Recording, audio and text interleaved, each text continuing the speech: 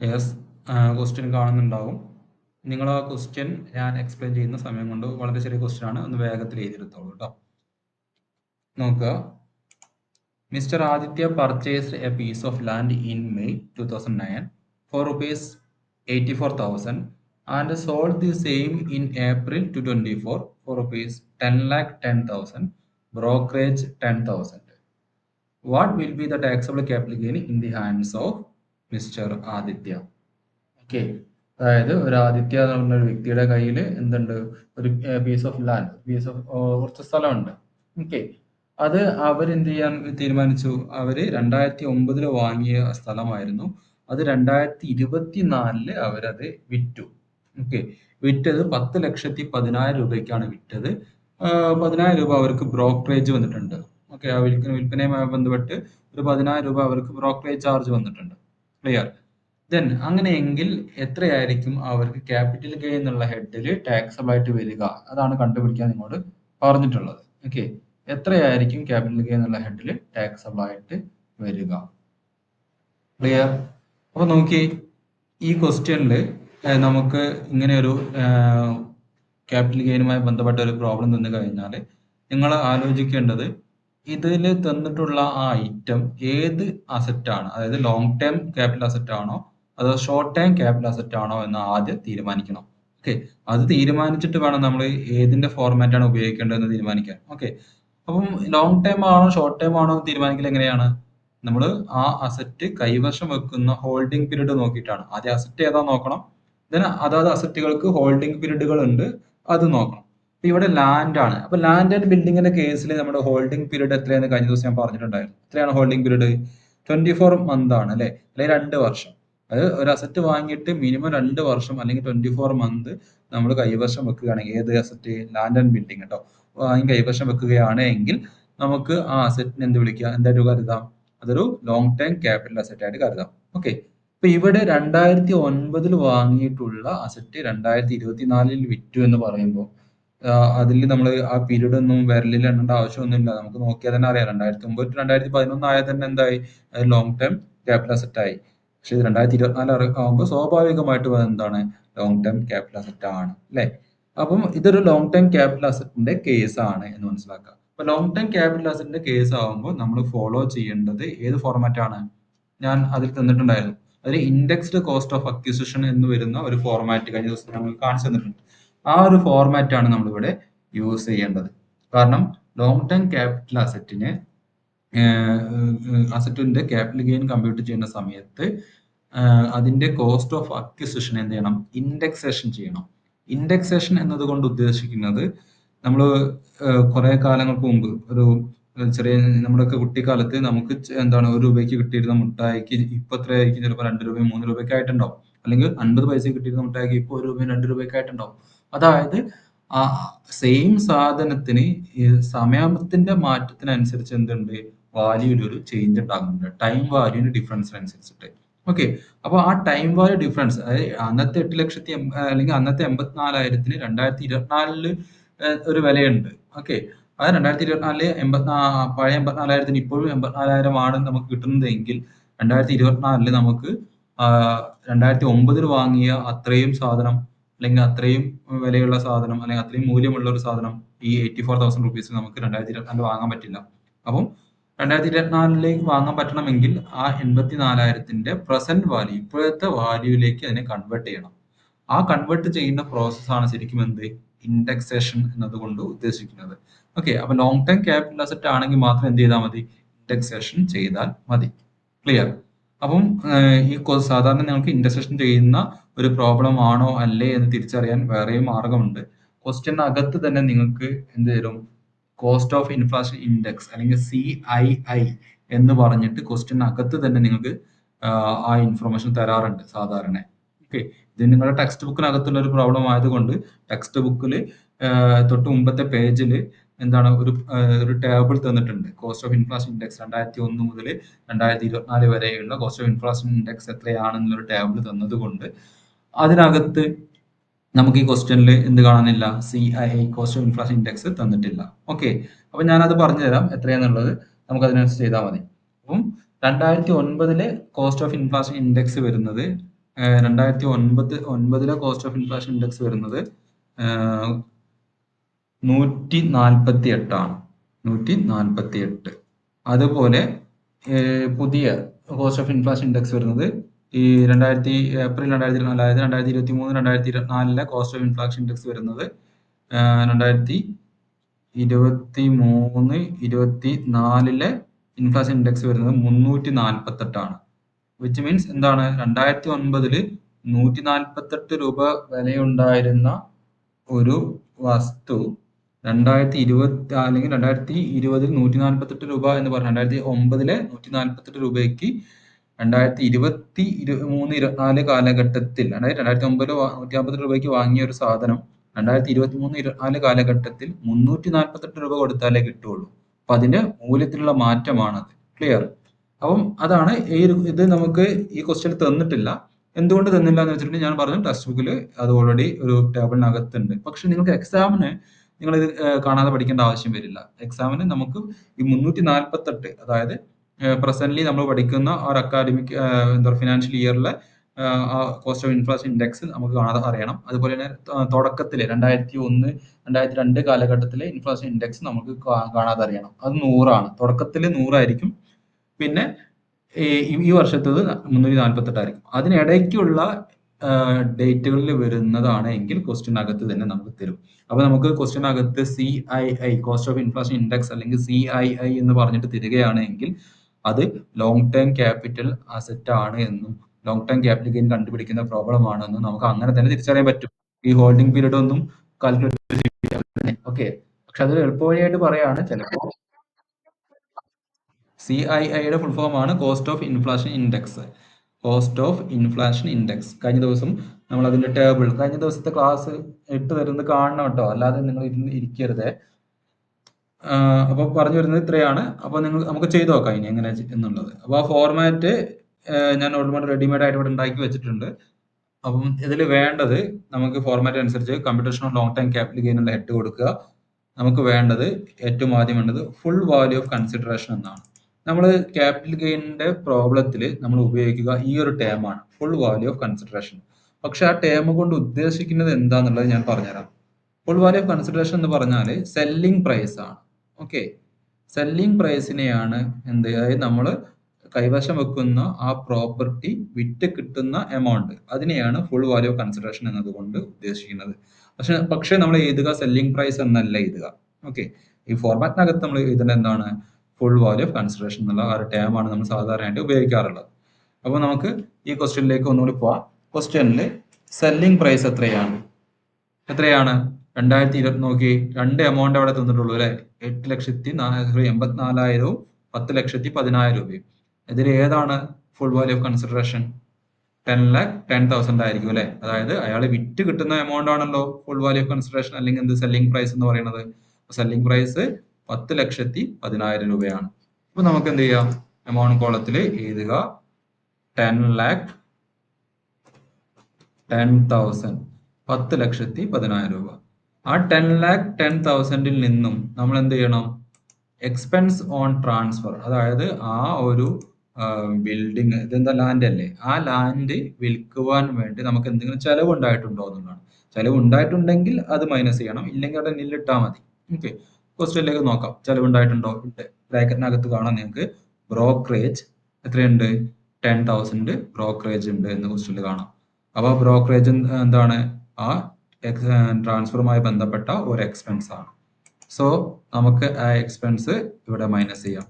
Okay, ഇത്രയാണ് 10,000.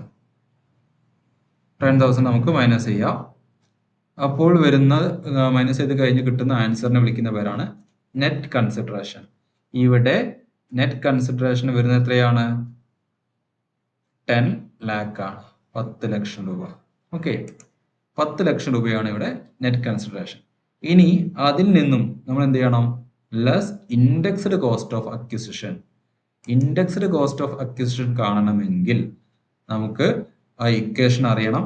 Equation കഴിഞ്ഞ ദിവസത്തെ ഇട്ട് തന്നിട്ടുള്ള വീഡിയോയിൽ ഉണ്ടായിരുന്നു. ഇക്വേഷൻ എന്ന് പറയുന്നത്, ഇൻഡെക്സ്ഡ് കോസ്റ്റ് ഓഫ് അക്വിസിഷൻ കാണാനുള്ള ഇക്വേഷൻ എന്ന് പറയുന്നത് നമ്മുടെ കോസ്റ്റ് ഓഫ് അക്വിസിഷൻ, അതിനെ നമുക്ക് ചുരുക്കി COA എന്ന് വിളിക്കാം. ഓക്കെ, ഞാൻ ഇക്വേഷൻ ഇവിടെ കാണിക്കാം. ഇക്വേഷൻ എന്ന് പറഞ്ഞത് കോസ്റ്റ് ഓഫ് അക്വിസിഷൻ, അതായത് COA, cost of acquisition into നമ്മൾ വിൽക്കുന്ന വർഷത്തെ ഇൻഡെക്സ്. വിൽക്കുന്ന വർഷം ഏതാണ്? 2024 ആണ്.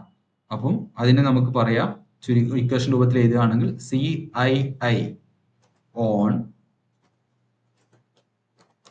Transfer year, CII on transfer year divided by CII on acquisition year.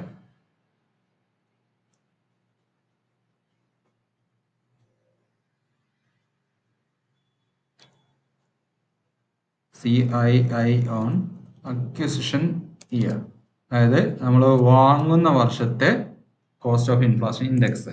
Okay, അപ്പൊ ഈ ഒരു പ്രോബ്ലത്തിൽ നിങ്ങൾക്ക് നോക്കിയാൽ കാണാം, കോസ്റ്റ് ഓഫ് അക്വിസിഷൻ COA എത്രയാണ്? കോസ്റ്റ് ഓഫ് അക്വിസിഷൻ എത്രയാണ്? അതായത് നമ്മൾ വാങ്ങിയത് ഏത് രൂപയ്ക്കാണ്? 84,000 രൂപയ്ക്കാണ്.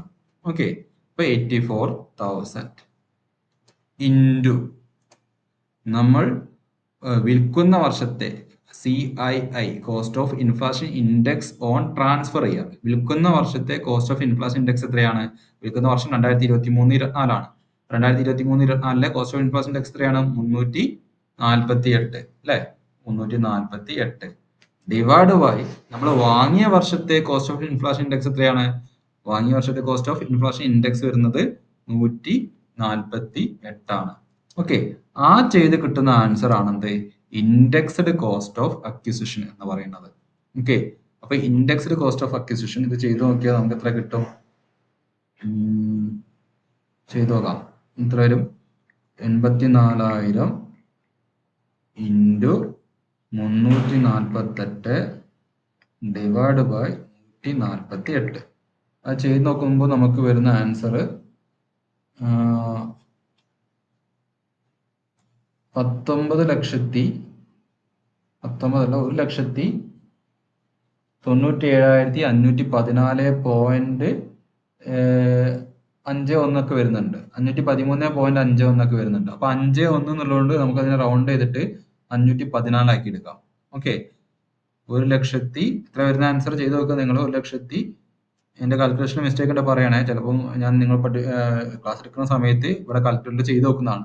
അപ്പോൾ ചിലപ്പോൾ ടൈപ്പ് ചെയ്യുന്നിടത്ത് മിസ്റ്റേക്ക് പറ്റി കഴിഞ്ഞാൽ മിസ്റ്റേക്ക് വരാം. അതുകൊണ്ട് നിങ്ങളും നോക്കുക, ചെക്ക് ചെയ്യുക, കൂടെ ചെയ്യുക. ഓക്കെ, അപ്പോൾ 1,97,513.51 ആണ് വരുന്നത്. അപ്പോൾ 5 എന്നുള്ളത് നമ്മൾ റൗണ്ട് ചെയ്തിട്ട് 514 ആക്കി. ക്ലിയർ? അപ്പോൾ ഇൻഡെക്സ്ഡ് കോസ്റ്റ് ഓഫ് അക്വിസിഷൻ നമ്മൾ കണ്ടെത്തി. എത്രയാണ്? 1,97,514. Clear? Indexed cost of acquisition അതാണ് വരുന്നത്. ഇനി ഇൻഡെക്സ്ഡ് കോസ്റ്റ് ഓഫ് ഇംപ്രൂവ്മെന്റ് ആണ്. എന്താണ് ഇൻഡെക്സ്ഡ് കോസ്റ്റ് ഓഫ് ഇംപ്രൂവ്മെന്റ്? നമ്മൾ ഒരു അസറ്റ് വിൽക്കുന്നതിന് മുമ്പായിട്ട് ചിലപ്പോൾ അസറ്റിന്റെ മുകളിൽ എന്തെങ്കിലും ഇംപ്രൂവ്മെന്റ് ആക്ടിവിറ്റീസ്, കാരണം കൂടുതൽ വില കിട്ടണമെങ്കിൽ നമ്മൾ അങ്ങനെ ചെയ്യേണ്ടി വരും. ഓക്കെ, ചിലപ്പോൾ വിൽക്കുന്നതിന് മുമ്പ് അവർ ചിലപ്പോൾ കുറെ മുമ്പ് തന്നെ ചെയ്തിട്ടുണ്ടാവും. ഫോർ എക്സാമ്പിൾ, നമ്മൾ എന്താണ്, ഒരു വാഹനമാണെങ്കിൽ വാഹനം വിൽക്കുന്നതിന് മുമ്പ് നമ്മൾ എന്ത് ചെയ്യാറുണ്ട്? നന്നായിട്ട് പെയിന്റ് ഒക്കെ അടിച്ച് ഒന്ന് പോളിഷ്ഡ് ആക്കി വെക്കാറില്ലേ? അതേപോലെ ഒരു വീടാണെങ്കിൽ വീടൊക്കെ അതുപോലെ ചെയ്യും അല്ലെ? അല്ലെങ്കിൽ നമ്മൾ ഒരു വീട് വാങ്ങി അല്ലെങ്കിൽ ഒരു പ്രോപ്പർട്ടി വാങ്ങി കഴിഞ്ഞാൽ ചിലപ്പോൾ അതിനകത്ത് എന്തെങ്കിലും തോട്ടങ്ങൾ ഉണ്ടാക്കിയിട്ടുണ്ടാവും അല്ലെ? അപ്പൊ എന്തെങ്കിലും നിർമ്മാണ പ്രവർത്തനങ്ങൾ അതിനകത്ത് നടത്തിയിട്ടുണ്ടാവും. അങ്ങനെ നടത്തിയിട്ടുണ്ടെങ്കിൽ അതിനെയാണ് എന്ത് കോസ്റ്റ് ഓഫ് ഇംപ്രൂവ്മെന്റ് എന്ന് പറയുന്നത്. ആ കോസ്റ്റ് ഓഫ് ഇംപ്രൂവ്മെന്റ് നടത്തിയ വർഷത്തെ ഇൻഡെക്സ് ഉപയോഗിച്ചുകൊണ്ട് എന്ത് ചെയ്യണം? അതിനെ ഇൻഡെക്സേഷൻ ചെയ്യണം. ഫോർ എക്സാമ്പിൾ, ഈ ഒരു പ്രോബ്ലത്തിൽ തന്നിട്ടില്ല, പക്ഷെ ഞാൻ ഒരു എക്സാമ്പിൾ പറയാണ്. ഈ ഒരു പ്രോബ്ലത്തിൽ 2015 അവരെന്തെങ്കിലും ഒരു കോസ്റ്റ് ഇംപ്രൂവ്മെന്റ് നടത്തി, അതിന് ഒരു 15,000 രൂപ ചെലവ് വന്നിരിക്കാം. അപ്പൊ എന്ത് ചെയ്യണം? നമ്മൾ ആ കോസ്റ്റ് ഓഫ് ഇംപ്രൂവ്മെന്റിനെ നമ്മൾ എന്ത് ചെയ്യണം? ഇൻഡെക്സേഷൻ ചെയ്യണം. എങ്ങനെ ചെയ്യാം? ഇൻഡെക്സ്ഡ് കോസ്റ്റ് ഓഫ് ഇംപ്രൂവ്മെന്റ് കാണാനുള്ള ഇക്വേഷൻ സെയിം രീതി തന്നെ. എന്താണ്? കോസ്റ്റ് ഓഫ് അക്വിസിഷൻ ഉള്ളതിന് പകരം എന്ത് ചെയ്യുക? COI എന്ന് എഴുതുക, കോസ്റ്റ് ഓഫ് ഇംപ്രൂവ്മെന്റ് എന്നാക്കുക. Okay, COI means cost of improvement. അപ്പൊ എന്താക്കണം? COI cost of improvement into CII on transfer year divided by CII on acquisition year എന്നുള്ളതിന് പകരം എന്തായിട്ട് മാറും? ഓൺ ഇംപ്രൂവ്മെന്റ് ഇയർ, അതായത് ഇംപ്രൂവ്മെന്റ് നടത്തിയ വർഷത്തെ inflation index. Okay, transfer year തന്നെ ആയിരിക്കും മുകളിൽ വരിക. ഓക്കെ, പക്ഷെ താഴെ വരുന്നത് എന്താണ്? ഇംപ്രൂവ്മെന്റ് നടത്തിയ വർഷം ആയിരിക്കും, വർഷത്തെ ഇൻഡെക്സ് ആയിരിക്കും. ക്ലിയർ? കഴിഞ്ഞ വീഡിയോയിൽ കൃത്യമായിട്ട് തന്നിട്ടുണ്ട് ഞാനത്, അത് കാണാത്തത് കണ്ടാൽ മതി. അപ്പൊ ഞാനിതൊരു എക്സാമ്പിൾ പറഞ്ഞെന്നുള്ളൂ. ഈ പ്രോബ്ലത്തിൽ അങ്ങനെ ഒരു സംഭവം എന്താണ്, എന്തെങ്കിലും ഇംപ്രൂവ്മെന്റ് നടത്തിയൊന്നും ക്വസ്റ്റ്യനിൽ തരുന്നില്ല. സോ നമുക്ക് ആൻസർ എമൗണ്ട് കോളത്തിൽ നില്ലിടാം. ഞാൻ ഫുൾ ഫോർമാറ്റ് ഉപയോഗിക്കുകയാണ്, കാരണം നിങ്ങൾ ക്വസ്റ്റ്യൻ ചെയ്യുന്ന സമയത്ത് ക്വസ്റ്റ്യൻ അനുസരിച്ചുള്ള ഐറ്റംസ് മാത്രം എടുത്ത് ഫോർമാറ്റ് ഉപയോഗിച്ചാൽ മതി. ഫോർമാറ്റും അതുപോലെ എഴുതണമെന്ന് നിർബന്ധമൊന്നുമില്ല. ഓക്കെ, ഫുൾ ഫോർമാറ്റ് പഠിച്ചു കഴിഞ്ഞാൽ പിന്നെ നിങ്ങൾക്ക് ഈസി ആയിരിക്കും, പിന്നെ മറന്നു പോകില്ല എന്നുള്ളത് കൊണ്ടാണ്. കാരണം മാക്സിമം ആയിട്ട് വന്നു കഴിഞ്ഞാൽ മാക്സിമം എഴുതാം. ഓക്കെ, പക്ഷെ ഇല്ലാത്ത ഐറ്റംസ് നിങ്ങൾ ഫോർമാറ്റിനകത്ത് കാണിക്കണമെന്ന് നിർബന്ധമില്ല എന്നർത്ഥം. Okay, indexed cost of improvement ഇല്ല, അപ്പൊ നിങ്ങൾക്ക് എന്ത് ചെയ്യേണ്ട ആവശ്യമില്ല, അത് കാണിക്കേണ്ട. നേരെ indexed cost of acquisition minus ചെയ്തിട്ട് ലോങ് ടൈം ക്യാപിറ്റൽ ഗെയിൻ കണ്ടെത്തിയാൽ മതി. ഓക്കെ, അപ്പൊ ഇവിടെ ലോങ് ടൈം ക്യാപിറ്റൽ ഗെയിൻ എത്രയാണ്? LTCG means long time capital gain. Long time capital gain എത്രയാണ്? 10 ലക്ഷത്തിൽ നിന്നും 1,97,514 അല്ലെ, മൈനസ് ചെയ്ത് കഴിഞ്ഞാൽ നമുക്ക് കിട്ടുന്ന ആൻസർ ആണ് ഇവിടുത്തെ നമ്മുടെ ലോങ് ടൈം ക്യാപിറ്റൽ ഗെയിൻ എന്ന് പറയുന്നത്. അപ്പോൾ നമുക്കൊന്ന് മൈനസ് ചെയ്ത് നോക്കാം. 10 ലക്ഷത്തിൽ നിന്ന് മൈനസ് ചെയ്യുന്ന സമയത്ത് വരുന്ന ആൻസർ 8,2,486 ആണ് വരുന്നത് അല്ലെ. 8,2,486 ഓക്കെ, അതാണ് ഇവിടെ ലോങ് ടൈം ക്യാപിറ്റൽ ഗെയിൻ ആയിട്ട് വരുന്നത്. ലോങ് ടൈം ക്യാപിറ്റൽ ഗെയിന് 8,02,486 രൂപയാണ് വരുന്നത്. ക്ലിയർ? ഇനി നമ്മുടെ ഫോർമാറ്റ് അനുസരിച്ച് എക്സംഷൻസ് ഉണ്ടെങ്കിൽ എക്സംഷൻസ് മൈനസ് ചെയ്യാം. എക്സംഷൻസ് എപ്പോഴാണ് ഉണ്ടാവുക? നമുക്കൊരു ലോങ് ടൈം ക്യാപിറ്റൽ ഗെയിൻ ഉണ്ടായി, ആ ലോങ് ടൈം ക്യാപിറ്റൽ ഗെയിൻ ഉപയോഗിച്ചുകൊണ്ട് നമ്മൾ എന്തെങ്കിലും ഒരു ഇൻവെസ്റ്റ്മെന്റ് ആക്ടിവിറ്റി ചെയ്യുകയാണെങ്കിൽ അപ്പോൾ നമുക്ക് സെക്ഷൻ 54 പറയുന്ന ഇൻവെസ്റ്റ്മെന്റ് ആക്ടിവിറ്റീസ് ആണ് ചെയ്യുന്നത് എങ്കിൽ നമുക്ക് എക്സംഷൻസ് ക്ലെയിം ചെയ്യാൻ പറ്റും. ഓക്കെ, അതായത് ഈ ക്യാപിറ്റൽ ഗെയിൻ, അതായത് 8,02,486 രൂപ ഉപയോഗിച്ചുകൊണ്ട് നമ്മൾ പുതിയ സ്ഥലം വാങ്ങുകയോ അല്ലെങ്കിൽ പുതിയൊരു സെക്യൂരിറ്റിയിൽ ഇൻവെസ്റ്റ് ചെയ്യുകയോ അല്ലെങ്കിൽ പുതിയൊരു ഹൗസ് പ്രോപ്പർട്ടി വാങ്ങുകയോ അങ്ങനെയൊക്കെ ചെയ്യുന്ന സമയത്ത് ആ സെക്ഷൻ 54 കൃത്യമായിട്ട് പറയുന്നുണ്ട്. അത്തരം കാര്യങ്ങൾ ചെയ്യുകയാണെങ്കിൽ നമുക്ക് അതിൽ പറയുന്ന ലിമിറ്റിൽ നമുക്ക് എന്ത് ചെയ്യാൻ പറ്റും? എക്സംഷൻസ് ക്ലെയിം ചെയ്യാൻ പറ്റും. പക്ഷേ ഈ പ്രോബ്ലത്തിൽ നമുക്ക് എക്സംഷൻസ് ഒന്നും വരുന്നില്ല. നമുക്ക് ആ ചെറിയ കുറച്ച് എമൗണ്ട് തന്നിട്ടുള്ളൂ. ചെറിയൊരു പ്രോബ്ലമാണ്. Okay, just long time capital gain മാത്രമേ കാണാൻ പറഞ്ഞിട്ടുള്ളൂ. ലോങ് ടൈം ക്യാപിറ്റൽ ഗെയിൻ നമുക്ക് കിട്ടി. എത്രയാണ്?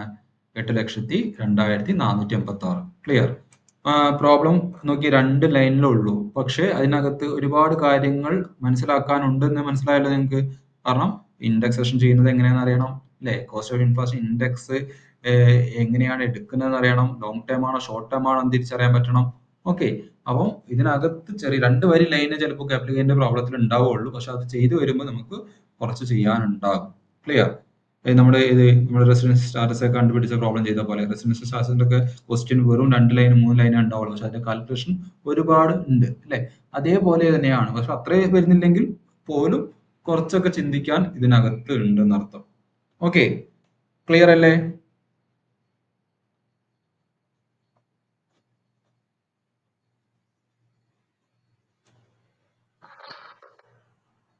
Okay,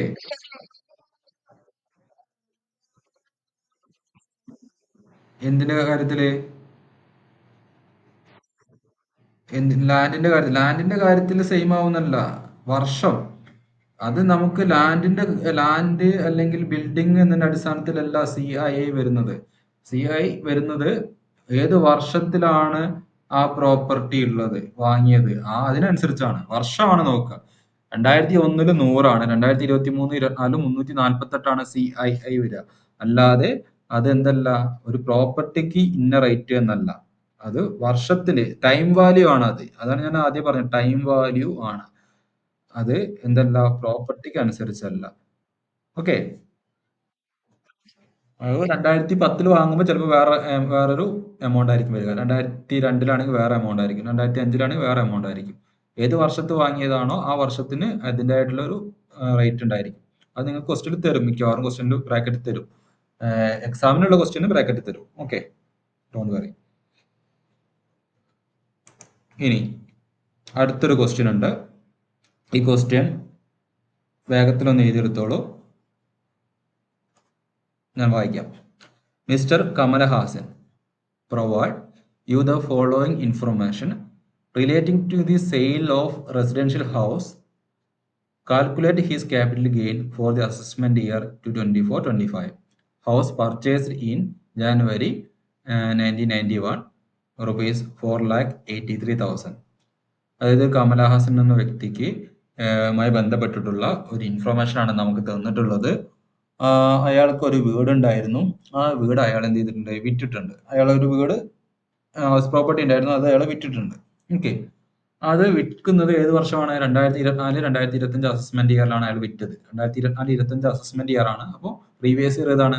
2023-24 okay. 2023-24 പ്രീവിയസ് ഇയറിൽ അയാൾ ആ അസറ്റ് അല്ലെങ്കിൽ ആ വീട് വിറ്റു. വീട് അയാൾ വാങ്ങിയത്, ആ വിറ്റ വീട് അയാൾ വാങ്ങിയത് 1991 ഓക്കെ. എത്ര രൂപയ്ക്ക്? 4,83,000 രൂപയ്ക്ക്. 4,83,000 രൂപയ്ക്ക് 1991 വാങ്ങിയ വീട് 2023-24 വിറ്റു. ഓക്കെ. വിറ്റ് കിട്ടിയത് എത്രയാണ്? Sold the house in August 2023, 50 lakh. 50 ലക്ഷം രൂപയാണ് അവർക്ക് ആ വീട് 2023 വിറ്റപ്പോൾ കിട്ടിയത്. Okay. Then purchased another residential house in November 2023.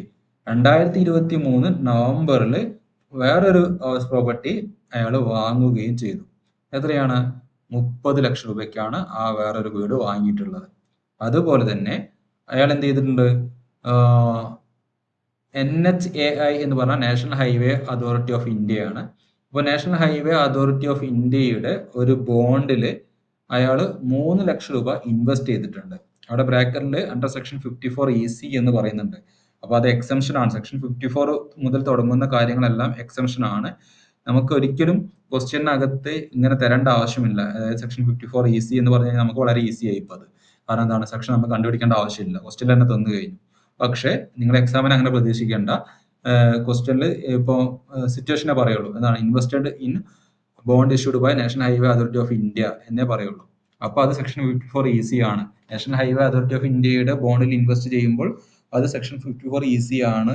അല്ലെങ്കിൽ റൂറൽ ഇലക്ട്രിഫിക്കേഷൻ കോർപ്പറേഷന്റെ ബോണ്ടിൽ ഇൻവെസ്റ്റ്മെന്റ് നടത്തുമ്പോൾ സെക്ഷൻ 54EC ആണ് എന്നുള്ളത് നമ്മൾ പഠിച്ചാൽ മാത്രമേ നമുക്ക് ഓർമ്മയിൽ വരുള്ളൂ. ഓക്കെ. അപ്പോൾ എക്സാമിന് അത് ഉപയോഗിക്കണമെങ്കിൽ നമ്മൾ പഠിക്കുക തന്നെ വേണം. ഈ ടെക്സ്റ്റ് ബുക്ക് പ്രോബ്ലം ആയതുകൊണ്ട് ഇതിനകത്ത് നിങ്ങൾക്ക് അങ്ങനെ തന്നെ തന്നു. ഹൈ ഈസി എന്ന് പറയുന്ന പോലെ തന്നെ നിങ്ങൾക്ക് അത് ഈസി ആയും ചെയ്തു. ഓക്കെ. പക്ഷെ അങ്ങനെ അത്ര ഈസി നിങ്ങൾ പ്രതീക്ഷിക്കേണ്ട. ഓക്കെ. അപ്പം അത് അപ്പൊ ഈ നേരത്തെ ഞാൻ പറഞ്ഞിരുന്നു, അതായത് ക്യാപിറ്റൽ ഗെയിൻ ഉണ്ടോ എന്ന് ആദ്യം ചെക്ക് ചെയ്യുക. ക്യാപിറ്റൽ ഗെയിൻ ഉണ്ട് എങ്കിൽ എന്ത് ചെയ്യണം? ആ ക്യാപിറ്റൽ ഗെയിൻ ഉപയോഗിച്ച് നമ്മൾ നടത്തുന്ന ഇൻവെസ്റ്റ്മെന്റിന് നമുക്ക് എന്ത് കിട്ടും? സെക്ഷൻ 54 അനുസരിച്ച് എക്സംഷൻസ് ക്ലെയിം ചെയ്യാം. ഓക്കെ. ഇനി നമ്മൾ ഒരു വീട് വിറ്റു, ഒരു പുതിയൊരു വീട് വാങ്ങുകയാണ് എങ്കിൽ, വീട് വിറ്റിട്ട് പുതിയൊരു വീട് വാങ്ങുകയാണ് എങ്കിൽ നമുക്ക് ക്ലെയിം ചെയ്യാൻ പറ്റുന്നത് ഏത് എക്സംഷൻ ആണ്? ഓക്കെ. അപ്പൊ ഞാൻ ഇതിന്റെ ഷോർട്ട് നിങ്ങൾ ഓർമ്മ ഉണ്ടാവില്ല അല്ലെങ്കിൽ നിങ്ങൾ പഠിച്ചിട്ടുണ്ടാവില്ല എന്നുള്ള കാരണത്താൽ ഞാൻ നിങ്ങൾക്ക് ഈ പ്രോബ്ലത്തിൽ വരുന്ന 2 സെക്ഷന്റെ ടേബിൾ ഞാൻ കാണിച്ചു തരാം. മറ്റേത് ഓൾറെഡി ഞാൻ ഗ്രൂപ്പിൽ മൊത്തം 54മായി ബന്ധപ്പെട്ടിട്ടുള്ള നോട്ട് ഷെയർ ചെയ്തിട്ടുണ്ട്. അത് പഠിക്കണം. അതിന്റെ ക്ലാസ്സും ഞാൻ നിങ്ങൾക്ക് ഷെയർ ചെയ്ത് തന്നിട്ടുണ്ട്. അത് പഠിക്കണം. ഓക്കെ. അപ്പോൾ നോക്കുക, ഈ ക്വസ്റ്റ്യനിൽ നമുക്ക് സെക്ഷൻ 54ഉം സെക്ഷൻ 54EC ആണ് അപ്ലൈ ചെയ്യേണ്ടി വരുന്നത്. അതിൽ സെക്ഷൻ 54 എന്ന് പറഞ്ഞാൽ എന്താണ്? സെക്ഷൻ 54 അപ്ലിക്കബിൾ ആയിട്ടുള്ളത് ഇൻഡിവിജ്വലിനും HUFനും ആണ്. എന്താണ് അവിടെ പറയുന്നത് വെച്ചിട്ടുണ്ടെങ്കിൽ താഴെ പറയുന്ന 3 കണ്ടീഷൻസ് അതൊക്കെയാണ്: transfer of residential house, income from which is not chargeable under income from house property. അത് ഇൻകം ഫ്രോം ഹൗസ് പ്രോപ്പർട്ടിയിൽ വരാത്ത ഒരു സംഭവം, അങ്ങനെയുള്ള ഒരു റെസിഡൻഷ്യൽ ഹൗസ് നമ്മൾ വിറ്റു. ഓക്കെ. ആ വിൽക്കുന്ന റെസിഡൻഷ്യൽ ഹൗസ് എന്തായിരിക്കണം? ഒരു ലോങ് ടൈം ക്യാപിറ്റൽ അസറ്റ് ആയിരിക്കണം. അതായത് വിച്ച് മീൻസ് എന്താണ്? ഒരു ബിൽഡിങ്ങിന്റെ കേസിൽ ലോങ് ടൈം ആവണമെങ്കിൽ അത് 24 മാസത്തിൽ കൂടുതൽ ഹോൾഡ് ചെയ്യുന്ന ഒന്നായിരിക്കണം. അപ്പോൾ 24 മാസത്തിൽ കൂടുതൽ ഹോൾഡ് ചെയ്തിട്ടുള്ള ഒരു റെസിഡൻഷ്യൽ ഹൗസ് പ്രോപ്പർട്ടി നമ്മൾ വിറ്റു. ഓക്കെ, ആ വിറ്റിട്ട് നമ്മൾ എന്ത് ചെയ്യുന്നു? പുതിയൊരു വീട് വാങ്ങുകയോ അങ്ങനെ എന്ത് ചെയ്യുക, purchase or construct another residential house, പുതിയ ഒരു വീട് വാങ്ങുകയോ കൺസ്ട്രക്ട് ചെയ്യുകയാണ് എങ്കിൽ, okay, purchase or construct another residential house, ബ്രാക്കറ്റിൽ പറയുന്നത് അപ് ടു 2 ഹൗസ്, നമുക്ക് ഒരു വീടല്ല 2 വീട് വരെ നമുക്ക് എന്ത് ചെയ്യാം ആ പണം ഉപയോഗിച്ചുകൊണ്ട്. അതായത് പുതിയ നമ്മൾ നിലവിലുള്ള ഒരു വീട് വിറ്റു കിട്ടിയ പണം ഉപയോഗിച്ചുകൊണ്ട് നമുക്ക് ഒരു 2 വീട് വരെ എന്ത് ചെയ്യാം, വാങ്ങുകയോ കൺസ്ട്രക്ട് ചെയ്യുകയോ ചെയ്യാം. അപ് ടു ₹2 crore, 2 കോടി വരെ രൂപയ്ക്ക് ചെലവാക്കിക്കൊണ്ട്. ഓക്കെ, അത് ചെയ്യേണ്ടത് എന്താണ്? വിത്തിൻ 1 ഇയർ ബിഫോർ, അതായത് ട്രാൻസ്ഫർ ചെയ്യുന്നതിന് 1 കൊല്ലം മുമ്പ് വാങ്ങിയാലും, ട്രാൻസ്ഫർ ചെയ്തിട്ട് 2 വർഷത്തിനുള്ളിൽ വാങ്ങിയാലും, അല്ലെങ്കിൽ വീട് കൺസ്ട്രക്ട് ചെയ്യുകയാണെങ്കിൽ ട്രാൻസ്ഫർ ചെയ്തിട്ട് 3 വർഷത്തിനുള്ളിൽ, അങ്ങനെ ആ ഒരു ടൈം പീരീഡിനുള്ളിൽ ഈ പറഞ്ഞ കാര്യം സംഭവിക്കുകയാണ് എങ്കിൽ നമുക്ക് സെക്ഷൻ 54 അനുസരിച്ച് എക്സംഷൻ ക്ലെയിം ചെയ്യാം. ഓക്കെ, എത്രയാണ് എക്സംഷൻ കിട്ടുക?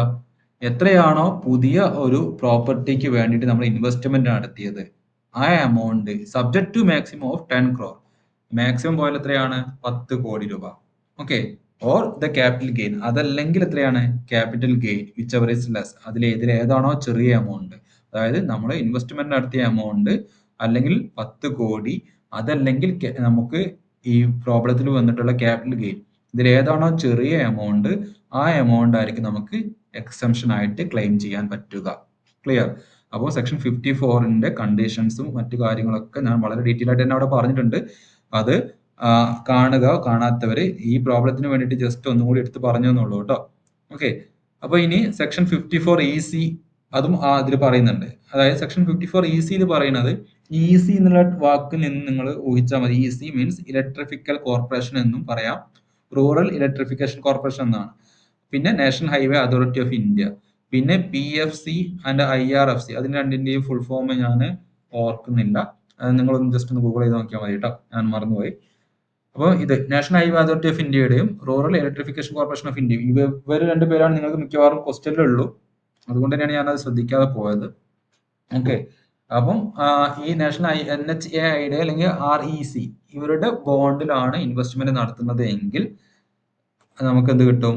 ഒരു 50 ലക്ഷം രൂപ വരെ നമുക്ക് എക്സംഷൻ കിട്ടും. ഓക്കെ, അതും എന്താണ് അവിടെ സബ്ജക്ട് ടു മാക്സിമം എന്ന് പറയുന്നത്, അതായത് നമ്മൾ എത്രയാണ് ഇൻവെസ്റ്റ്മെന്റ് നടത്തിയ എമൗണ്ട് അല്ലെങ്കിൽ 50 ലക്ഷം, ഇതിൽ ഏതാണ് ചെറിയ എമൗണ്ട്, ആ എമൗണ്ട് ആയിരിക്കും നമുക്ക് എക്സംഷൻ കിട്ടുക. ഓക്കെ, എക്സംഷൻ കിട്ടണമെങ്കിൽ 6 മാസത്തിനുള്ളിൽ നമ്മൾ ഇൻവെസ്റ്റ്മെന്റ് നടത്തണം. അതായത് ട്രാൻസ്ഫർ നടത്തി 6 മാസത്തിനുള്ളിൽ ഇൻവെസ്റ്റ്മെന്റ് നടത്തണം. ഓക്കെ, ഇത്രയും കാര്യങ്ങൾ അറിഞ്ഞിരുന്നാൽ മാത്രമേ നിങ്ങൾക്ക് ഇത് ഏത് സെക്ഷനാണ് വരിക എന്ന് ഇങ്ങനെ ഒരു ക്വസ്റ്റ്യൻ കിട്ടിക്കഴിഞ്ഞാൽ നിങ്ങൾക്ക് പറ്റും. ഇത്രയല്ല, ഇതിനപ്പുറത്ത് കുറേ ഉണ്ട്.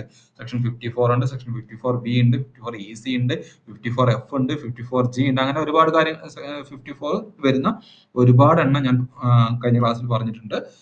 അത് കാണാതെ പഠിച്ചാൽ മാത്രമേ നിങ്ങൾക്ക് ഇങ്ങനെ ഒരു ക്വസ്റ്റ്യൻ കിട്ടുമ്പോൾ ഇത് ഏത് സെക്ഷൻ ആണ് എന്ന് മനസ്സിലാക്കാൻ പറ്റുകയുള്ളൂ, അത് അപ്ലൈ ചെയ്യാൻ പറ്റുകയുള്ളൂ. ഓക്കെ, അപ്പൊ തൽക്കാലം ഈ പ്രോബ്ലത്തിന് വേണ്ടിയിട്ട് ഞാൻ ആ 2 കേസ് പറഞ്ഞു തന്നു. ഇനി നമുക്കൊന്ന് ചെയ്ത് നോക്കാം. ഓക്കെ, അപ്പം ഇവിടെ ഇനി വേറൊരു കാര്യം ശ്രദ്ധിക്കേണ്ടത്, ഈ സെക്ഷൻ റെസിഡൻഷ്യൽ ഹൗസുമായി ബന്ധപ്പെട്ടിട്ട് സെക്ഷൻ 54ൽ ഒരു 54F എന്ന് പറയുന്ന ഒരു സെക്ഷനും കൂടി ഉണ്ട്. ഓക്കെ, അതായത് ഇവിടെ സെക്ഷൻ 54 എന്ന് പറയുന്നത് നമ്മൾ ട്രാൻസ്ഫർ ചെയ്യുന്നത്, വിൽക്കുന്നതും എന്താണ്? ഒരു വീടാണ്, വാങ്ങുന്നതും വീടാണ്. അങ്ങനെ ആകുമ്പോൾ ഉപയോഗിക്കേണ്ടത് സെക്ഷൻ 54 ആണ്. ഓക്കെ, പകരം വിൽക്കുന്നത് വേറെ എന്തെങ്കിലും ഒരു ലോങ് ടൈം ക്യാപിറ്റൽ അസറ്റ്, പക്ഷെ വാങ്ങുന്നത് വീടാണ്, അങ്ങനെയെങ്കിൽ ഉപയോഗിക്കുന്നത് സെക്ഷൻ 54F ആണ്. ബാക്കിയൊക്കെ സെയിം ആണ്, പക്ഷെ വിൽക്കുന്നത് എന്താവണം? വിൽക്കുന്നതും വാങ്ങുന്നതും വീടാണെങ്കിൽ 54 ആണ് ഉപയോഗിക്കേണ്ടത്. പക്ഷെ വിൽക്കുന്നത് വീടല്ലാത്ത വേറെ എന്തെങ്കിലും ഒരു പ്രോപ്പർട്ടി, വാങ്ങുന്നത് വീടാണെങ്കിൽ സെക്ഷൻ 54F ആണ് ഉപയോഗിക്കേണ്ടത്. അപ്പം വീട് എന്ന് കാണുമ്പോൾ ചാടിക്കേറി 54 കൊണ്ടുപോയിട്ട് എഴുതരുത്. അത് വിൽക്കുന്നത് എന്താണെന്നും കൂടി നോക്കണം. ഓക്കെ, വിൽക്കുന്നത് വീടല്ലാത്ത വേറെ എന്തെങ്കിലും പ്രോപ്പർട്ടി ആണെങ്കിൽ 54F ആണ് യൂസ് ചെയ്യേണ്ടത്. ഒന്നും കൂടി ഓർമ്മിപ്പിക്കുകയാണ്, ഈ വീട് ഹൗസ് പ്രോപ്പർട്ടി എന്ന് കാണുമ്പോൾ ചാടി കയറി 54F അല്ലെങ്കിൽ 54 മാത്രം എഴുതരുത്. അത് 54F ആണോ ചെയ്യാം. ക്വസ്റ്റ്യനിലേക്ക് പോവാം. നമ്മുടെ ഫോർമാറ്റ് അനുസരിച്ച് നമ്മളിങ്ങനെ എഴുതുന്നു. Computation of capital gain for the assessment 2024-25 capital gain എത്രയാണ് നമ്മൾ കണ്ടുപിടിക്കുകയാണ്. ഫോർമാറ്റ് അനുസരിച്ചിട്ട് ഇതെന്താണ്, ലോങ് ടൈം ക്യാപിറ്റൽ ഗെയിനുമായി ബന്ധപ്പെട്ട പ്രോബ്ലം തന്നെയാണ്. ഷോർട്ട് ടൈം ക്യാപിറ്റൽ ഗെയിൻ്റെ പ്രോബ്ലം നമ്മൾ എന്തുകൊണ്ട് ചെയ്യുന്നില്ല വെച്ചിട്ടുണ്ടെങ്കിൽ അത് സിമ്പിൾ ഇതേ ഫോർമാറ്റ് തന്നെയാണ് അതും. അതിന് ഇൻഡെക്സേഷൻ ചെയ്യുന്നില്ല എന്ന് മാത്രമേ ഉള്ളൂ. അതുകൊണ്ടാണ് ഞാൻ ആ പ്രോബ്ലം സെലക്ട് ചെയ്യാത്തത്. അത് മാത്രമല്ല കൂടുതൽ ചോദിക്കുക ഷോർട്ട് ടൈം അല്ല ലോങ് ടൈം ആണ്. ഓക്കെ, അപ്പോൾ നോക്കുക ഫുൾ വാല്യൂ ഓഫ് കൺസിഡറേഷൻ എത്രയാണ് ഈ ക്വസ്റ്റ്യനിൽ. ഫുൾ വാല്യൂ ഓഫ് കൺസിഡറേഷൻ ഇവിടെ നോക്കി, ഇവിടെ നമുക്ക് ഒരുപാട് എമൗണ്ടുകൾ ഉണ്ട്. 4,83,000 ഉണ്ട്, 50 ലക്ഷമുണ്ട്, 30 ലക്ഷമുണ്ട്, 3 ലക്ഷമുണ്ട്. ഇതിലേതാണ് നമ്മുടെ ഫുൾ വാല്യൂ ഓഫ് കൺസിഡറേഷൻ ആയിട്ട് വരിക? ഏതാണ്? കഴിഞ്ഞ പ്രോബ്ലത്തെ പോലെയല്ല അല്ലേ, ഇതിനകത്ത് കുറച്ചും കൂടി ഐറ്റംസ് കൂടുതലാണ്. അപ്പൊ പറഞ്ഞേ ഇതിൽ ഏതാണ് ഫുൾ വാല്യൂ ഓഫ് കൺസിഡറേഷൻ ആയിട്ട് വരിക? ഏതാ വരിക? 4,83,000 ആണോ, 50 lakh ആണോ, 30 lakh ആണോ, 3 lakh ആണോ? 50 lakh ആണ്. Yes, correct. അതായത് സെല്ലിംഗ് പ്രൈസ് ആണ് എന്ത് ഫുൾ വാല്യൂ ഓഫ് കൺസിഡറേഷൻ എന്ന് പറയുന്നത്. ഓക്കെ, അപ്പൊ നമുക്ക് എഴുതാം ഫുൾ വാല്യൂ കൺസിഡറേഷൻ 50 lakh. പലരും എന്താ പറയുക കുറച്ച് കഴിയുമ്പോൾ, നിങ്ങൾക്ക് പിന്നെ മറക്കാൻ സമയമില്ല, നേരെ എക്സാമിലേക്കാണ് പോകുന്നത്. കുറച്ച് കഴിഞ്ഞിട്ടൊക്കെ ആണെങ്കിൽ എക്സാം വരുന്നതെങ്കിൽ നിങ്ങൾ മറന്നു പോകും. അപ്പൊ ആ സമയത്ത് സെല്ലിംഗ് പ്രൈസിന് പകരം നിങ്ങൾ ചിലപ്പോൾ എന്ത് ചെയ്യും, നിങ്ങളുടെ പർച്ചേസ് പ്രൈസിനെ കൊണ്ടുപോയിട്ട് ഫുൾ വാല്യൂ കൺസിഡറേഷൻ ആയിട്ട് എഴുതും. ഓക്കെ, അങ്ങനെ എഴുതാറുണ്ട്, കാണാറുണ്ട് ക്വസ്റ്റ്യൻ പേപ്പർ നോക്കുന്ന സമയത്ത്. ഫുൾ വാല്യൂ കൺസിഡറേഷൻ 50 ലക്ഷമാണ്. ഇനി ഈ ട്രാൻസ്ഫറുമായി ബന്ധപ്പെട്ട് എന്തെങ്കിലും ചെലവുണ്ടോ, കമ്മീഷനോ ബ്രോക്കറേജോ അങ്ങനെ എന്തെങ്കിലും ക്വസ്റ്റ്യൻ ഉണ്ടോ? നമുക്ക് ക്വസ്റ്റ്യൻ വായിച്ച സമയത്ത് അങ്ങനത്തെ ഐറ്റം ഒന്നും ഇവിടെ കണ്ടിട്ടില്ല അല്ലേ. അപ്പൊ നമുക്ക് എന്തില്ല, എക്സ്പെൻസ് ഓൺ ട്രാൻസ്ഫർ ഇവിടെ ഇല്ല. ഞാൻ ഇല്ലാത്ത ഐറ്റം ആയാലും ഫോർമാറ്റിൽ ഉപയോഗിച്ചത് നിങ്ങൾക്ക് ആ ഫോർമാറ്റ് ഒന്ന് മനസ്സിൽ പതിയാൻ വേണ്ടിയിട്ടാണ് കേട്ടോ. ഇപ്പൊ നിൽ എന്ന് കൊടുക്കുക. ദെൻ അങ്ങനെയെങ്കിൽ നെറ്റ് കൺസിഡറേഷൻ എത്ര തന്നെയാണ്? 50 ലക്ഷം തന്നെയാണ്, 50 lakh. ഓക്കെ, ഇനി എന്ത് ചെയ്യണം, നമ്മൾ ഇതൊരു ലോങ് ടേം ആയതുകൊണ്ട്, ലോങ് ടേം ആണ് എന്ന് നമ്മൾ എങ്ങനെ തീരുമാനിച്ചു? 91-ൽ വാങ്ങിയ പ്രോപ്പർട്ടി 2023-ലാണ് വിറ്റത്. സ്വാഭാവികമായിട്ട് ഇത് എന്ത് തന്നെയാണ്, ലോങ് ടേം ആണ്. കാരണം ഒരു ബിൽഡിങ്ങിനെ സംബന്ധിച്ചിടത്തോളം ലോങ് ടേം ആണോ എന്ന് തീരുമാനിക്കാൻ അത് മിനിമം 24 മാസത്തിൽ കൂടുതൽ ഹോൾഡ് ചെയ്താൽ മതി. ഓക്കെ, ഇത് 2091 വാങ്ങിയ സാധനം 2024 എന്ന് പറയുമ്പോൾ പിന്നെ അവിടെ എണ്ണേണ്ട ഒരു ആവശ്യം വരുന്നില്ല. അത് ലോങ് ടേം ആണ്. ഇനി ലോങ് ടേം അങ്ങനെയൊന്നും ഇല്ലെങ്കിൽ ഞാൻ പറഞ്ഞു ക്വസ്റ്റ്യനകത്ത് എന്ത് വരും, CII cost of inflation index തരും. ഇവിടെ നമുക്ക് കോസ്റ്റ് ഓഫ് ഇൻഫ്ലേഷൻ ഇൻഡെക്സ് 2023-24 തന്നിട്ടുണ്ട്. എത്രയാണ്? 348 ആണ്. പക്ഷെ 1991-ലെ കോസ്റ്റ് ഓഫ് ഇൻഫ്ലേഷൻ ഇൻഡെക്സ് തന്നിട്ടില്ല.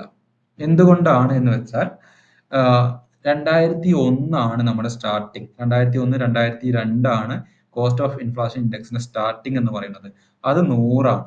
ഓക്കെ, അപ്പോൾ ആ 2001, 2002 മുമ്പുള്ള എല്ലാത്തിനും നമ്മൾ ഉപയോഗിക്കുക ആ 100 ആണ്. ക്ലിയർ? ആ 100 ബേസ് ആക്കിയിട്ടാണ് നമ്മൾ സ്റ്റാർട്ട് ചെയ്യുക. അതുകൊണ്ട് തന്നെ 2001, 2002 മുമ്പുള്ള പ്രോപ്പർട്ടി ആകുമ്പോൾ ചില പ്രോബ്ലങ്ങളിൽ നിങ്ങൾക്ക് ഫെയർ മാർക്കറ്റ് വാല്യൂ, FMV എന്ന് പറയും, ഫെയർ മാർക്കറ്റ് വാല്യൂ എന്ന് പറഞ്ഞിട്ട് നിങ്ങൾക്ക് ചിലപ്പോൾ തരും. അങ്ങനെയെങ്കിൽ നിങ്ങൾ വാങ്ങിയ വർഷത്തെ എമൗണ്ട് അല്ല എടുക്കേണ്ടത്, ഫെയർ മാർക്കറ്റ് വാല്യൂ ആണ് എടുക്കേണ്ടത്.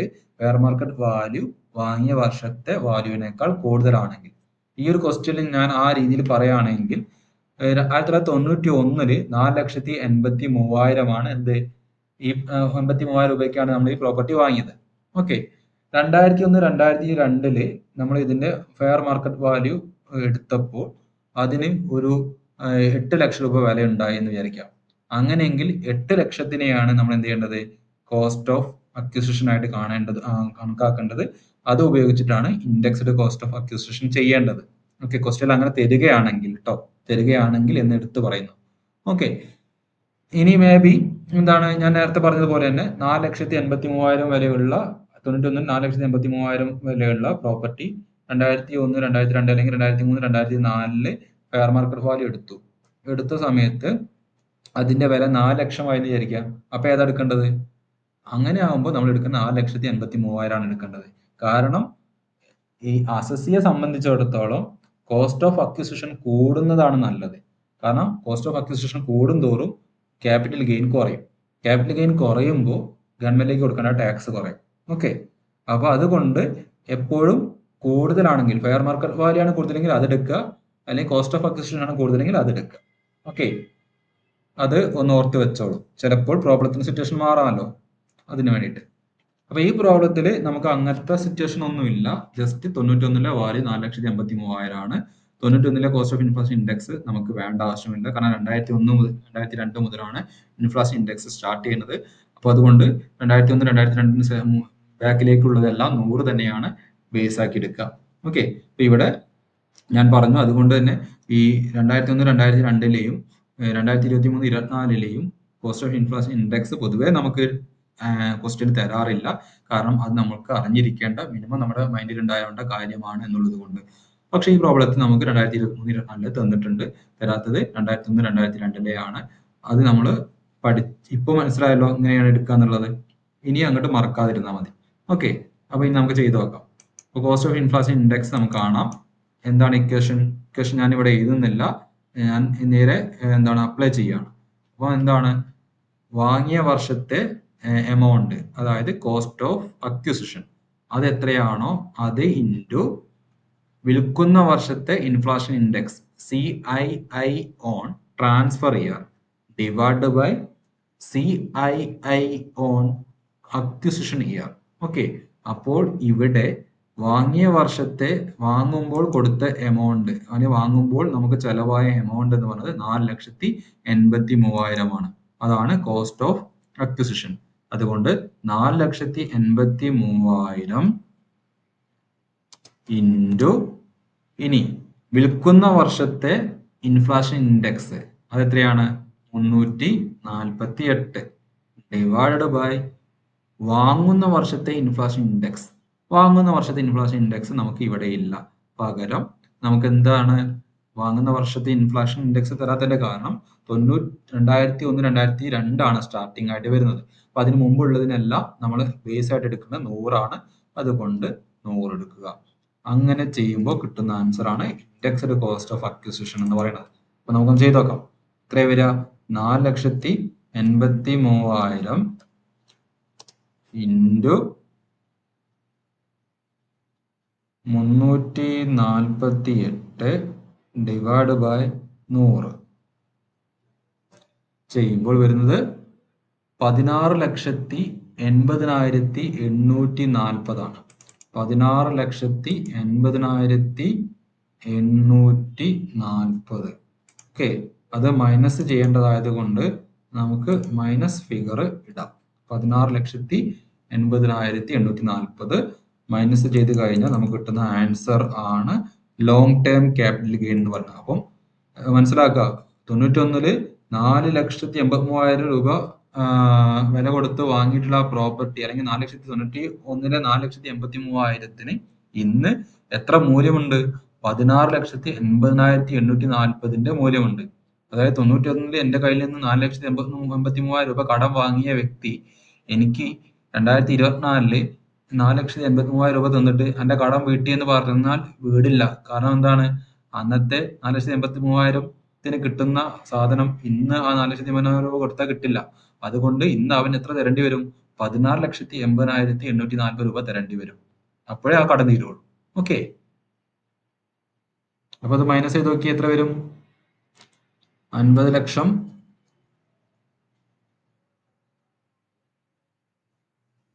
ആയതിപ്പോ 10, 100, 1000, 10,000, ലക്ഷം, 10 ലക്ഷം. 50 ലക്ഷം മൈനസ് 16,80,840 33,19,160 ആണ് വരുന്നത്. ഓക്കെ, 33,19,160 വരും നമ്മുടെ ലോങ് ടൈം ക്യാപിറ്റൽ ഗെയിൻ. കഴിഞ്ഞത് പ്രോബ്ലം ആയപ്പോൾ ഇവിടെ വെച്ച് തീർന്നിരുന്നു. പക്ഷെ ഈ പ്രോബ്ലത്തിൽ തീരുന്നില്ല. എന്തുകൊണ്ട്? ആ 33,19,160 രൂപ നമ്മൾക്കുണ്ടായിട്ടുള്ള ക്യാപിറ്റൽ ഗെയിൻ ഉപയോഗിച്ചുകൊണ്ട് ഇവരിവിടെ ഇൻവെസ്റ്റ്മെന്റ് ആക്ടിവിറ്റീസ് നടത്തിയിട്ടുണ്ട്. ഒന്നെന്താണ്? Purchased another residential house in November 2023. 2023 നവംബറിൽ പുതിയൊരു വീട് വാങ്ങി. എത്ര രൂപയ്ക്ക്? 30 ലക്ഷം രൂപയ്ക്ക്.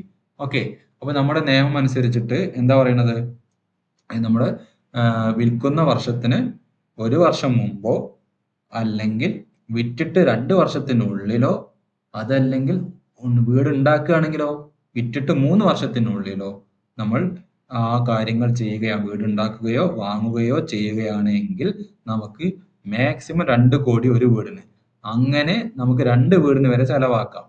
ഓക്കെ, അങ്ങനെ ചെയ്യാമെന്ന് അതിന് നമുക്ക് എക്സെപ്ഷൻ കിട്ടുമെന്ന് പറഞ്ഞിട്ടുണ്ട്. അപ്പൊ ഇവിടെ നോക്കുന്ന സമയത്ത് 2023 ഓഗസ്റ്റിലാണ് വീട് വിറ്റത്. ആ വിറ്റ് കിട്ടിയ ലാഭം അവർ നവംബർ തന്നെ എന്ത് ചെയ്തു, അടുത്ത വീട് വാങ്ങി. ആ കാരണം കൊണ്ട് നമുക്ക് എന്ത് ചെയ്യാം, സെക്ഷൻ 54 അനുസരിച്ച് എക്സംഷൻ ക്ലെയിം ചെയ്യാം. ക്ലിയർ? അതുകൊണ്ട് നമുക്ക് ഇവിടെ എഴുതാം എക്സംഷൻ അണ്ടർ സെക്ഷൻ 54 എന്ന് പറഞ്ഞിട്ട് നമുക്ക് എത്ര എഴുതാം, ആ 30 ലക്ഷം എഴുതാം. എന്തുകൊണ്ട് 30 ലക്ഷം എഴുതുന്നു? കാരണം ക്യാപിറ്റൽ ഗെയിൻ ആണ് ചെറുതെങ്കിൽ ക്യാപിറ്റൽ ഗെയിൻ ആണ് എഴുതേണ്ടത്. ഇവിടെ ക്യാപിറ്റൽ ഗെയിനേക്കാൾ ചെറുതാണ് എന്ത്, നമ്മുടെ ഇൻവെസ്റ്റ്മെന്റ് എമൗണ്ട്. അതുകൊണ്ട് നമുക്ക് അത് ഫുൾ ആയിട്ട് എഴുതാം. ഓക്കെ, അപ്പം എഴുതുക എത്രയാ, 30 lakh, 30 ലക്ഷം രൂപ അല്ലെ, മൈനസ് അല്ലേ, മൈനസ് 30 lakh എന്ന് എഴുതുക. ഓക്കെ,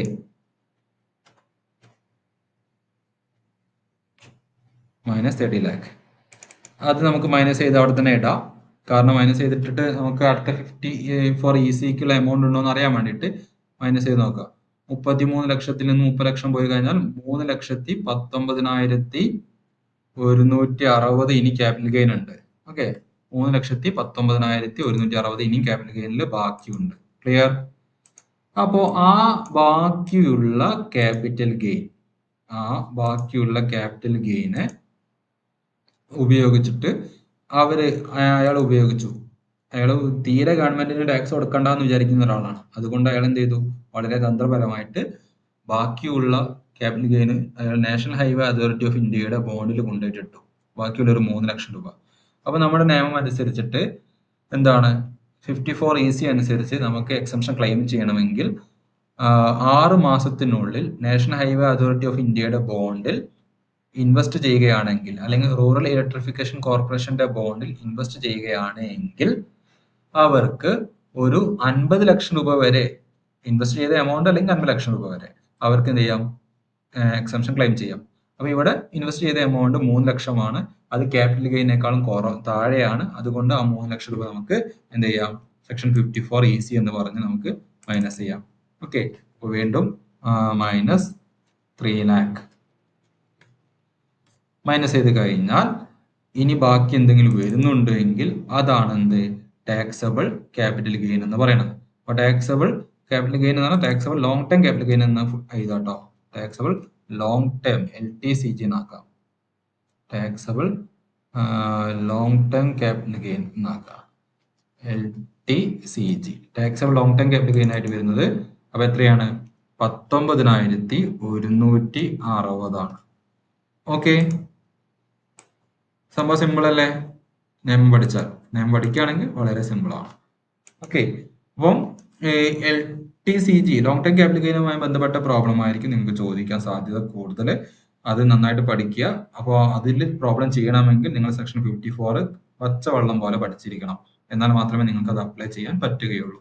അപ്പൊ അതിന് ഇപ്പോഴും അത് പഠിച്ചിട്ടില്ല എങ്കിൽ നിങ്ങൾ എന്ത് ചെയ്യുക, ആ നോട്ട് അയച്ചു തന്നിട്ടുണ്ട്, നോട്ട് വെച്ച് പഠിക്കുക.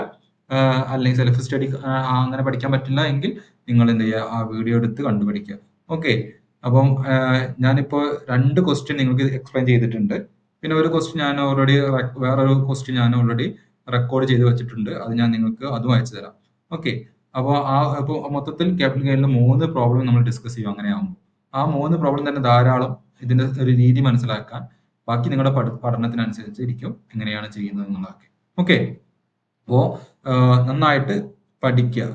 നിങ്ങൾക്ക് ഇപ്പോൾ പഠിക്കുന്നത് വളരെ ഉപകാരമാണ്. കാരണം എന്താ വെച്ചിട്ടുണ്ടെങ്കിൽ നിങ്ങൾക്ക് എക്സാം അടുത്ത് തന്നെയാണ്, മറക്കാൻ സമയമില്ല. ഇപ്പൊ പഠിക്കുന്നത് എക്സാമിലേക്ക് തന്നെയാണെന്ന് വിചാരിച്ച് പഠിച്ചോളൂ. ഓക്കെ, ഓക്കെ അല്ലേ?